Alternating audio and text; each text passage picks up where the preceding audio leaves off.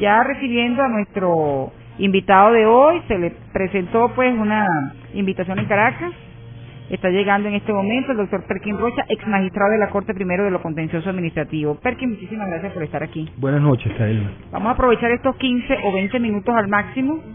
Perkin, y te invitamos fundamentalmente por esto que parece que el Nacional de ayer, Venezuela, queda al margen del derecho internacional. Se negó a cumplir la sentencia que ordenó reincorporar a 3 jueces, entre ellos tú, el doctor Perkin Rocha. ¿Qué significa esto para nuestro país? Quedar fuera del derecho internacional. ¿En qué pudiera traducirse esto? ¿Cómo se come esto? Bueno, guarda relación con un informe anual que el presidente de la Corte Interamericana de Derechos Humanos presenta ante el seno de la Asamblea Nacional de la Organización de Estados Americanos, informando su gestión y reservándole un capítulo de su informe a Venezuela, ¿no?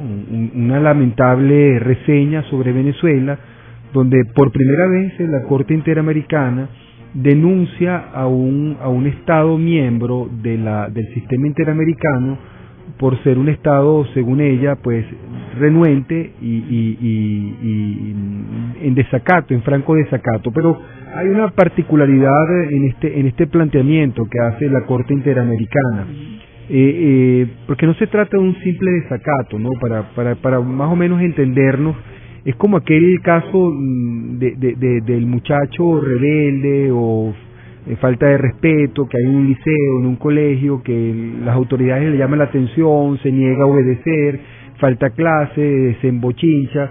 Bueno, hay una irresponsabilidad, pero en este caso estamos casi comparables al supuesto de que el muchacho, además de tener toda esta conducta desplegada objetivamente en contra de la obediencia, fundamenta las razones por las cuales es absolutamente desobediente y anárquico. Eso ha ocurrido con Venezuela, no es un caso simple de desacato, es adicionalmente el caso de un Estado que se ha negado a cumplir con los pactos internacionales que expresamente que ha ratificado Venezuela y que forman parte interna de nuestro derecho interno porque están así establecidos. El artículo 339 de la Constitución ratifica el Pacto de San José de Costa Rica y, sin embargo, a su vez ha generado, a partir de la producción de la Sala Constitucional,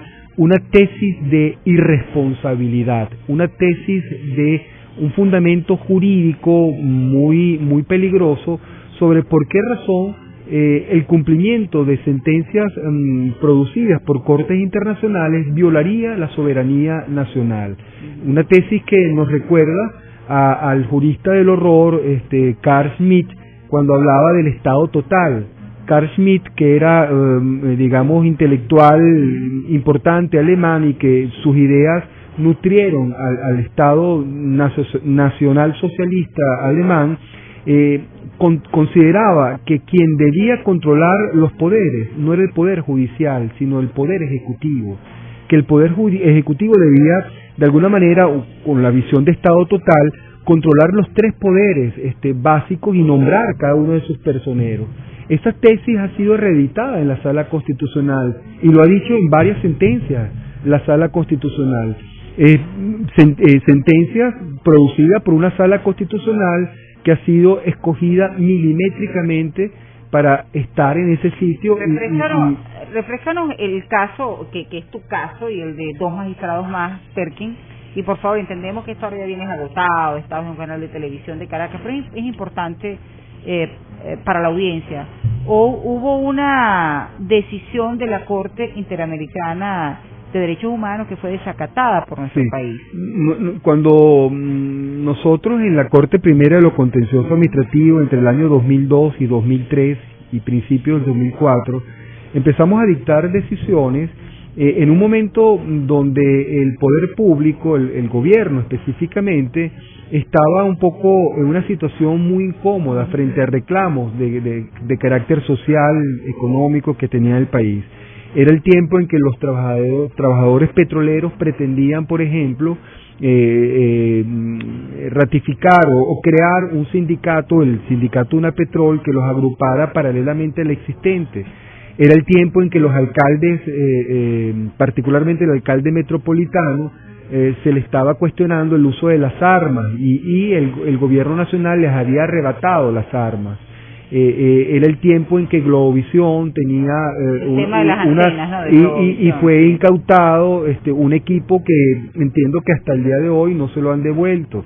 Era el tiempo de los inicios del plan Barrio Adentro, mediante el cual médicos cubanos, sin haber hecho reválidas y sin demostrar si estaban o no capacitados para el ejercicio de la profesión médica en nuestro país, podían perfectamente penetrar en los barrios, hacer trabajos de medicina, hacer los oficios de médico, y eso excluía médicos venezolanos. Bueno, una cantidad de cosas que se presentaron donde la Corte Primera obligatoriamente, porque es el tribunal de control del poder público y del gobierno, tuvo que dictar decisiones. Y esas decisiones, en un cuerpo colegiado de 5, fueron decisiones tomadas por la mayoría de 3 y con los votos en contra o salvados de 2. Resulta que a la postre nos abrieron procedimientos penal para la doctora Piz y a la doctora Ruggeri para desacreditarnos, para inculparnos. Nos imputaron, yo fui objeto de una imputación penal, mi chofer fue pues colocado preso, y al cabo de un tiempo, gracias a la participación de la sala penal de la época, se revocó todo lo actuado y nos pusieron de alguna manera fuera libre de cargos. Inmediatamente, como no hubo razones penales para encarcelarnos, procedieron a destituir a los 5 magistrados íntegros, tanto los 3 que tomábamos las decisiones como las 2 magistradas que salvaron su voto. Entre esas 2 magistradas, disculpa, la doctora Luis Estela Morales. Luis Estela Morales, a la postre presidenta del Tribunal Supremo de Justicia, y Evelyn Marrero Ortiz, a la postre presidente de la Sala Político-Administrativa. Estas 2 magistradas también fueron destituidas, al igual que nosotros, y pasado 3 meses le suspenden la destitución y pasado un mes siguiente las jubilan, y una vez que las jubilan, ellas pasan a formar parte integrante de la escogencia de los miembros del Tribunal Supremo de Justicia, y terminaron siendo magistradas integrantes del Tribunal Supremo de Justicia. Nosotros 3 quedamos afuera. Nosotros 3 fuimos, en consecuencia, agotadas las instancias nacionales, a la Comisión Interamericana de Derechos Humanos, pusimos nuestra denuncia. La Comisión Interamericana, después de casi largos 3 años, se interesó por nuestra denuncia y consideró que había méritos para demandar ella, la Comisión Interamericana, directamente al Estado venezolano. Y es la primera decisión que la Corte Interamericana toma en el 2008 en contra del gobierno del expresidente para hoy, Hugo Chávez Frías, condenándolo a que nos reenganche al Estado venezolano, a que nos pague unas indemnizaciones y a que se dicte el código de ética del juez venezolano que garantice la permanencia definitiva del juez que ingresa por concurso. ¿Cuál es la situación que hoy tenemos, pasado ya casi 10 años? Un Estado que se negó, un gobierno que se negó a acatar la decisión, que se apoyó en una sentencia de la Sala Constitucional sobre Estado total, sobre que el cumplimiento de ese fallo implicaba violación de nuestra soberanía, y una situación muy frágil del juez venezolano, donde incluso se ha suspendido por vía de sentencia. Fue el último regalo que hizo la doctora Luis Estela Morales para todos los jueces venezolanos, suspender la aplicación del código de ética del juez venezolano, única herramienta que hemos tenido los jueces de garantía de estabilidad en el servicio de la función judicial. Pero fíjate, digamos, esta decisión de la Corte Interamericana de Derechos Humanos fue hace como 3 años aproximadamente. Fue en el 2008. Ajá. Fue en el 2008. No, hace más tiempo. Hace mucho más tiempo. Y aquí no ha pasado nada, Perkin. ¿A qué te refieres con que no ha pasado nada? En el país, o sea, nada. El gobierno nacional, cuando ha querido, a través de sus voceros, ha dicho, bueno, aquí tenemos, por ejemplo, a Jagua en este momento, a grupos ONG que han asistido a que han hecho la solicitud a la OEA, un grupo de jóvenes venezolanos que en estos días fueron a la OEA. Bueno, está ahora también Human Rights Watch solicitando que el caso venezolano se revise en la OEA. No ha sido posible, ¿no? Aquí tenemos a Agua, bueno, canciller denuncia ante la OEA violencia de derecha tras comicios y silencio de la Corte Interamericana. Eso forma parte del doble de discurso derechos humanos, ¿ah? Del doble discurso que tiene el gobierno. Pero si no ha pasado nada, nada, o sea, ahí estás tú y los otros magistrados fuera del TSJ, es decir, no fueron reenganchados, tampoco les han pagado y no ha pasado nada, pues. Yo siempre insisto o sea, la trascendencia de este tipo, más allá de un pronunciamiento de la Corte Interamericana de Derechos Humanos. O sea, ¿qué hacer, Perkin? O sea, ¿para qué sirve esto? La efectividad, pues, ¿no? Si no fuera efectivo y si no fuera importante, el señor... No quiero decir que no sea importante, ¿no? Pero... Claro, pero es importante, la duda es válida. Si no fuera importante, Venezuela no hubiera hecho esfuerzos para ingresar este año, como ingresó, a la Comisión de Derechos Humanos en la ONU. Si no fuera importante lo internacional, Venezuela no hubiera dispuesto importantes cantidades de dinero para hacer un lobby internacional en todos los países importantes del globo terráqueo para justificar una política democrática supuestamente y de defensa de los derechos humanos. El señor Jagua no se hubiera dado la mano con el señor Kerry, y no hubiera acudido el señor Jagua hoy a la Organización de Estados Americanos. Hay un doble discurso acá. Por un lado se ataca en lo interno a las instituciones, pero por otro lado internacionalmente se barniza de legitimidad todo lo que significa el gobierno. Ahora, pero permite algo concreto. Fíjate lo que dice Jagua en lo que he oído en la nota sobre su participación en la OEA. Él le reclama a la Corte Interamericana que nada dijo sobre los muertos del 14 de abril. Fíjate el grado de incoherencia, contradicción o hipocresía, yo no sé cómo calificarlo, porque el gobierno bolivariano se ha negado a cumplir la sentencia de la Corte Interamericana porque considera que viola su soberanía. Y el argumento que utiliza el señor Jagua, no sé si por ignorancia o por maquiavélica posición, es que cómo es posible que la Corte Interamericana no se haya pronunciado sobre esas muertes. Yo le pregunto al señor Jagua, ¿dónde está la Fiscalía? ¿Dónde está la Fiscalía? O sea, si el señor Capriles es realmente culpable, ¿cómo es que el señor Capriles anda libremente y la Fiscalía no ha hecho nada? O sea, demuéstrele al señor Capriles que realmente es el culpable de eso. Déjese de hipocresía frente a tribunales internacionales o organizaciones internacionales a decir lo que no cumple. Si es verdad que la Corte Interamericana ha debido pronunciarse sobre esas muertes, quiere decir que sí tiene soberanía la Corte Interamericana sobre nuestra materia, como la tiene efectivamente, y en este caso no se pronunció, porque eso, para que la Corte Interamericana se pronuncie, es necesario por parte de la víctima, como lo hicimos nosotros, los magistrados de la Corte Primera, agotar las instancias nacionales. No, es que yo entiendo perfectamente tu posición, agotar las instancias nacionales e internacionales, pero la efectividad, Perkin, a eso me refiero. Tú tendrías, y los otros dos magistrados que están reincorporados a esa hora. Fíjate, la efectividad. Las antenas de Globovisión se las han debido devolver. Esto no ha ocurrido. Los venezolanos tendríamos que ser oídos a atender el llamado de venezolanos que están solicitando, mire señores, vamos, lo que está pasando en Venezuela es serio. Hay 7 millones y tanto de venezolanos que ponen en juicio, en tela de juicio, los resultados electorales. Y hasta ahora, pues mira, a nivel de organismos internacionales es lo que sentimos, Perkin, le están pasando de lado al caso de Venezuela. Fíjate, la efectividad en este caso tiene varios órdenes. Hay un primer orden moral. Yo me siento restituido parcialmente en lo moral con esta decisión de la Corte Interamericana. Yo pudiera dar clases en cualquier país del mundo y presentarme como víctima del sistema interamericano. Es decir, a mí en lo moral parcialmente me han reintegrado parte de los daños que me han ocasionado. Probablemente no lluevan hombres del cielo en paracaídas con estas decisiones, pero es que esto forma parte de un capítulo más que la disidencia racional y constitucional del país tiene que dar. Esto juntado a otras, o unido, mejor dicho, a otros escenarios que deben plantearse, pueden ir cambiando un poco la política que el Estado venezolano debe practicar. O sea, a mí me llama la atención esto que ha ocurrido hoy, el encuentro del señor Howard con el señor Kerry, o que reporta la prensa de hoy con respecto a lo que ocurrió ayer.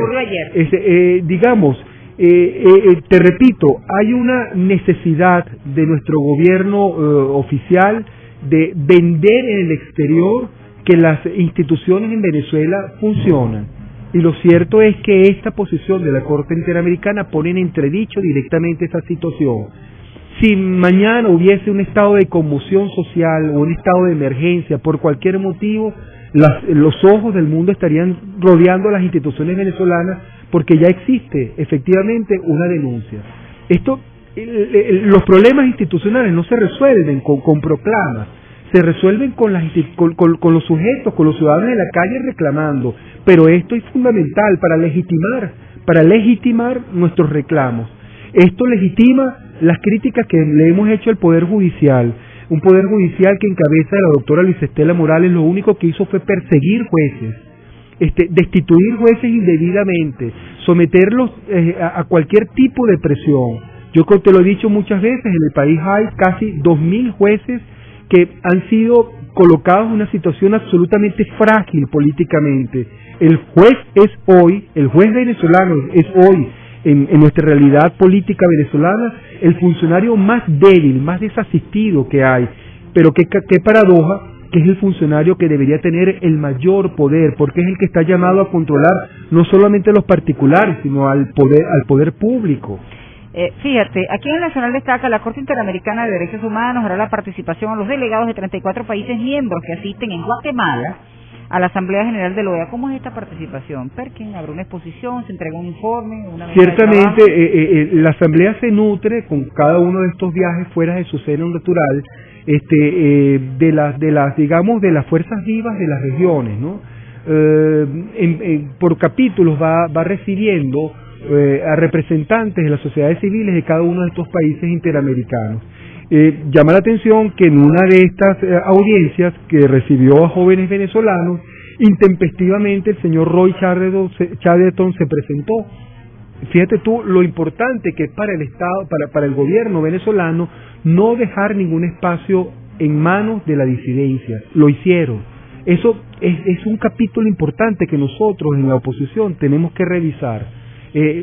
Lo internacional es fundamental, Taelman. Yo recuerdo recientemente yo demandé por tacha de nulidad la firma del presidente de la República, hoy fallecido, señor Hugo Chávez, sí, cuando nombró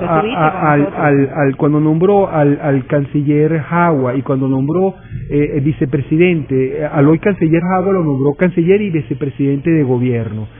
Yo recuerdo que estaba en ese momento Venezuela negociando con China un refinanciamiento de la deuda.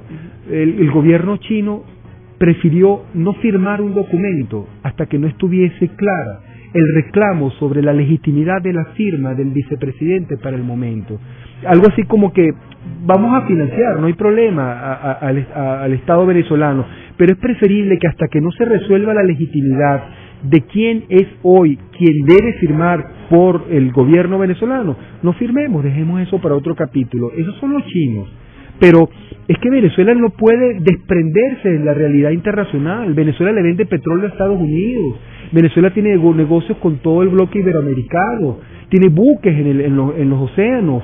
Hay toda una comunidad internacional donde esto es una piedrita en el zapato. Probablemente esto no sea lo fundamental, pero ¿cuántas veces no nos hemos parado por una piedrita que tenemos en el zapato y que durante todo el día nos está fastidiando? Esto es un elemento más que hay que tomar en consideración y demuestra efectivamente que lo hicimos en nombre del Poder Judicial, en nombre de los jueces. Con esto queremos ser las voces de los jueces, de los 1.900 y pico de jueces que están siendo sometidos por los designios del poder político gobernante, y que los amedrenta, los extorsiona, los chantajea y los saca de su cargo con simples llamadas telefónicas. Eso fue denunciado en la Corte Interamericana. 8 en punto, Perkin, estamos ya casi que pasado, pero te quiero hacer 2 preguntas rápidamente. Una, ponerte sobre la mesa la pregunta que estamos hoy haciendo a través del Twitter a nuestros oyentes: ¿por qué no se aborda el tema Venezuela en la OEA? Ya sabemos la respuesta que ha dado el señor Insulza, ¿no? Que hasta que un país miembro no haga la solicitud formal no puede entrar en la agenda. ¿Por qué ningún país se atreve a hacer la solicitud? Bueno, el mismo Insulza podría hacerlo como secretario general de la OEA. La comunidad internacional se mueve al ritmo en que se muevan sus pueblos. Mientras la sociedad civil venezolana no reclame y no proteste y no produzca socialmente los cambios que amerita institucionalmente el país, probablemente la comunidad internacional esté al margen en espera de que eso ocurra. Pero cosas como lo que acaba de ocurrir significa de alguna manera el precedente necesario para que rápidamente, cuando eso ocurra, reaccione la comunidad internacional. Una pregunta más, ¿quieres regresar al CDSJ? Por supuesto. Okay. 8 gracias, Perkin. Gracias. Mucho éxito. Bueno, le sacamos el jugo al ratito. Gracias por pasar gracias por aquí, por acompañarnos. Sabemos que vienes de una apretada agenda. Perkin Rocha, ex magistrado de la Corte Primero de los Contenciosos Administrativos. Gracias, Tael. Saludos, Perkin. Muchas gracias. Quedamos pendientes, se quedan muchos temas en la agenda. Seguro.